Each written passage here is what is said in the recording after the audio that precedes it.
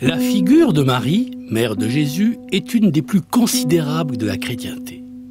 Mais le culte de Marie a divisé catholiques et protestants. Posons la question clairement. Est-il vrai que les protestants ne croient pas à Marie? Les protestants, comme les catholiques, ne croient pas à Marie. Les protestants, comme les catholiques, mettent leur foi en Jésus-Christ. La question qui se pose est la place de Marie dans cette organisation, dans cette foi et dans ce lien entre le croyant et le Christ. Et il est vrai, alors, pour le coup, que les protestants n'accordent pas la même place à Marie dans leur foi.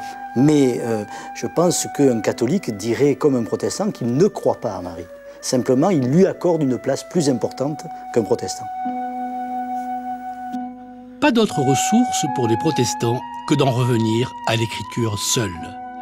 Les 4 évangiles nous offrent plusieurs visages de Marie. Voici par exemple, chez Luc, une adolescente de Galilée, promise au mariage et à un destin sans surprise. Et soudain, l'inattendu arrive. Comment va-t-elle l'accueillir? L'inattendu, elle va l'accueillir avec confiance. C'est un inattendu énorme, puisqu'il consiste à lui demander d'accueillir, au fond, la nouveauté du Fils de Dieu.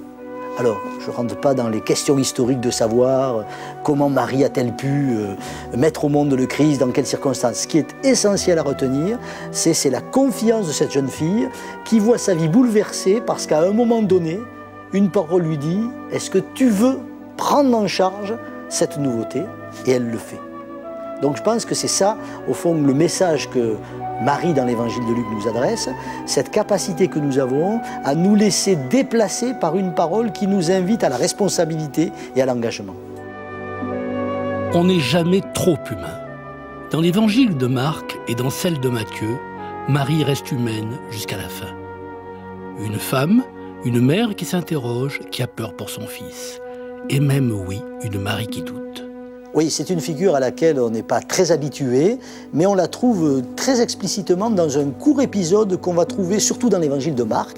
C'est au chapitre 3, Jésus est dans une maison, il y a une foule autour de lui, et on nous explique à un moment donné que ses proches, parmi lesquels on apprendra juste après qu'il y a sa mère et ses frères, veulent se saisir de lui, le soustraire à la foule, parce que, disent-ils, il a perdu la tête. Et on voit d'ailleurs comment les scribes qui ont recopié les évangiles ont hésité sur ce verset en disant « c'est pas la famille de Jésus qui dit ça, ce sont les pharisiens ». Or non, le texte le plus authentique en quelque sorte dit bien que c'est les proches de Jésus parmi lesquels sa mère. Ce qui nous explique au fond quelque part que Marie a eu de la peine à assumer cette identité nouvelle qu'on donnait à son fils, c'est-à-dire Messie, envoyé de Dieu. Donc ce qui veut dire qu'au fond pour elle, il s'agissait d'une perte. Il fallait qu'elle mette au monde son fils, c'est-à-dire qu'elle le donne. Et ce don n'est pas allé de soi. Et il a fallu pour Marie traverser l'épreuve du doute. L'évangile de Jean, lui, nous montre Marie au pied de la croix. À ses côtés, il y a celui que Jean appelle le disciple bien-aimé de Jésus. C'est alors qu'entre le Fils et sa mère commence un étonnant dialogue. Oui, alors c'est un épisode tout à fait spécifique à l'évangile de Jean, dans lequel, effectivement, de façon un peu métaphorique, parce que, vous savez, sur une croix, on n'est pas certain qu'un crucifié puisse tout à fait régler les affaires de la famille. Donc il faut le comprendre comme quelque chose où on essaie de nous dire quelque chose sur les relations qui vont s'établir entre les différentes parties, les différentes factions, en quelque sorte, de cette communauté primitive. On nous dit quoi, au fond? On nous dit que Jésus a un disciple bien-aimé, dont on ne sait pas si c'est Jean ou un autre, c'est-à-dire quelqu'un qui est le porteur de sa tradition, l'authentique porteur de sa tradition. Et on nous dit qu'il a sa mère, c'est-à-dire quelqu'un qui représente ses racines. Or, quelles sont les racines de Jésus, sinon le judaïsme?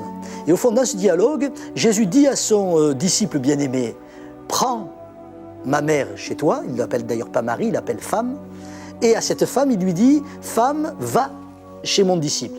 Ce qui signifie, en gros, mon disciple, tu dois assumer tes racines, et à cette femme, tu dois assumer le devenir de ces racines.